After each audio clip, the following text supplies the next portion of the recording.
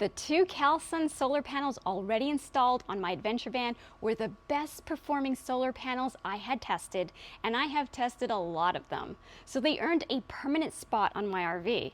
But Callsun recently sent me two new options: a pair of lightweight 200 watt flexible panels and two massive 450 watt rigid panels. So earlier today I put all three options to the test. Did I already have the best solar setup for my van, or could one of these new options give me even more power from the same roof space? So the clouds have now started rolling in, the testing is finished, and I have the results. Hey everyone, I'm Ruby and welcome back to Ruby's Adventures Unplugged. My current rooftop system uses two Callsun 215 watt rigid panels connected in series for a total of 430 watts.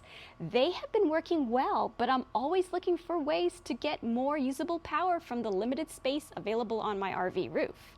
And my roof is already crowded. I have an air conditioner, a Starlink Mini, a vent fan, an LED light bar, a plumbing vent, and several ports where wires enter the van. My two 215 watt panels are mounted side by side in the middle of the roof with only about an inch or two between them.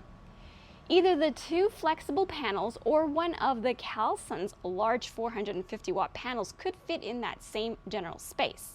So this was more than just another solar comparison. I wanted to determine which of these three setups could give me the most useful power from the limited roof space I already have available. I was especially interested in the flexible panels. I've tested flexible panels from several other brands and have usually been disappointed with their performance, so I wanted to see whether Callsun could finally deliver a lightweight, flexible panel that actually produced strong power. Now, before we get into the results, let's take a closer look at the three options I tested.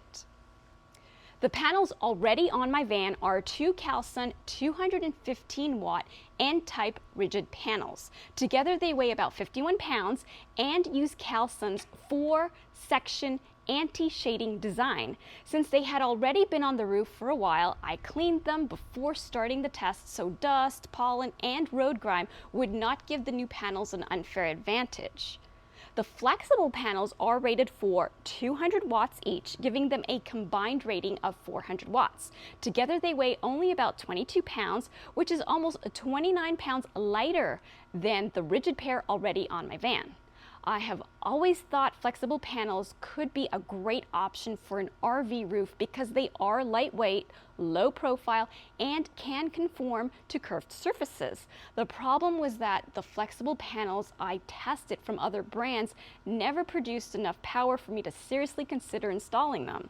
So if these Callsun panels could combine the weight and flexibility advantages with strong real-world performance, they could finally become a practical option for my van. The third option was Callsun's large 450 watt N-type rigid panel. Each panel weighs about 54 pounds and one is rated for 20 watts more than both of my current rooftop panels combined. Because my current panels are installed side by side, one 450 watt panel could physically fit in their place. That created a very direct comparison. Could one large 450 watt panel produce more power than the two smaller panels I already had installed? Of course, output was only part of the decision. So before testing them, I also looked at how their prices compared. At the current Amazon prices, the flexible set costs $349.99. The two 215 watt panels cost $390.99, and the two 450 watt panels cost $699.99. That worked out to approximately 87 cents per rated watt for the flexible panels, 91 cents per watt for the 215 watt panels, and 78 cents per watt for the large panels. So the 450 watt panels had the lowest purchase price per advertised watt. But the lowest price per watt did not automatically make them the best choice for an RV. Size, weight, shading, mounting, and actual production all mattered. And to compare that production as fairly as possible, I tested all three options under the same conditions. I tested each array with an FT 2000 watt MPPT solar panel tester. The two 215 watt panels remained mounted flat on the roof of my van. The flexible panels and the two 450 watt panels were placed flat on sawhorses. All of the panels were lying flat rather than angled toward the sun. That was important because flat mounting is common on RV roofs, so it represented the way most people would actually use them. Both rigid panel options are also bifacial, which means they can produce additional power from light reaching the back of the panels. I started taking readings at 9:20 this morning and recorded another set every 30 minutes. The morning started sunny and clear, but a high-level haze moved in around noon. By 3:30, clouds had blocked the sun, so I ended the test and used the readings collected from 9:20 a.m. through 3 p.m. So that was the setup. 3 different panel options, all tested under the same changing Florida sky. Now let's see how much power they produced. I'll start with the largest array. The two 450 watt panels reached a combined peak of 918.5 watts. That was just over 102% of their 900 watt rating. They produced approximately 4,752 watt hours during the usable test period.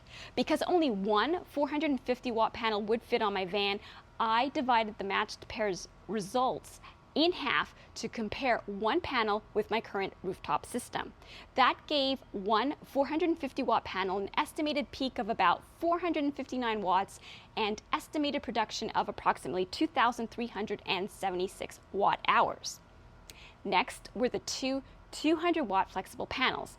They reached a peak of 462.3 watts. That was almost 116% of their combined 400 watt rating. They produced approximately 2,275 watt hours. Finally, the two 215 watt panels already installed on my van reached a peak of 379.8 watts. That was about 88% of their combined 430 watt rating. They produced approximately 1,980 watt hours. When I put those numbers side by side, the results become very interesting. Of all 3 options, the biggest surprise was the flexible array. These panels were rated for 30 watts less than the rigid panels on my van, but they reached a peak that was more than 82 watts higher. They also produced approximately 295 more watt hours during the test. That was almost 15% more energy than my current rooftop array. And they did it while weighing almost 29 pounds less. That was far better than the performance I had seen from flexible solar panels made by other brands. There was one thing to keep in mind with the flexible panels. They were tested on sawhorses with plenty of air moving underneath. But if they were mounted directly to a hot RV roof, they would be likely to run warmer and might not produce quite as much power. Even with that consideration, their performance in this test was extremely impressive. The flexible panels may have been the biggest surprise, but the large 450 watt panel produced the most estimated energy from the available roof space. Because one 450 watt panel could fit in the same space as my 2 current panels, it gave me a practical replacement comparison.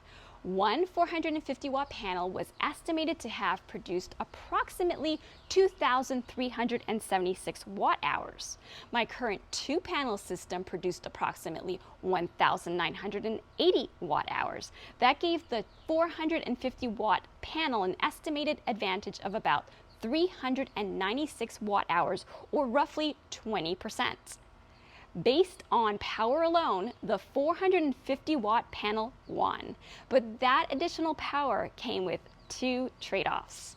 When a palm branch partially shaded the panel, the wattage dropped by more than I expected. The panel has 2 independent anti-shading zones, which is better than a conventional single zone design, but my 215 watt panels have 4 zones per panel. The larger panel may also need extra mounting support to prevent flexing from wind and road vibration. That can mean more brackets, more installation work, and a more substantial mounting system. So the 450 watt panel produced more power, while the smaller panels may still have advantages in partial shade and mounting simplicity. And that brings me to the decision I now have to make. The test left me with 3 realistic options for the same section of my roof. I could keep the proven 215 watt panels, switch to the much lighter flexible panels, or replace them with one large 450 watt panel for the highest tested output. Each option had a clear advantage, but each also came with a trade-off. The 215 watt panels are already installed, proven, and have 4 anti-shading zones per panel. The flexible panels delivered an impressive combination of output and low weight, although their performance could change when mounted directly to a hot roof. And the 450 watt panel produced the most estimated energy, but it may require additional mounting support and does not offer the same shading protection as the 4-zone panels. So there was no single winner in every category. The best choice really depends on which advantages matter most for an RV installation. So now I want to know, what would you do?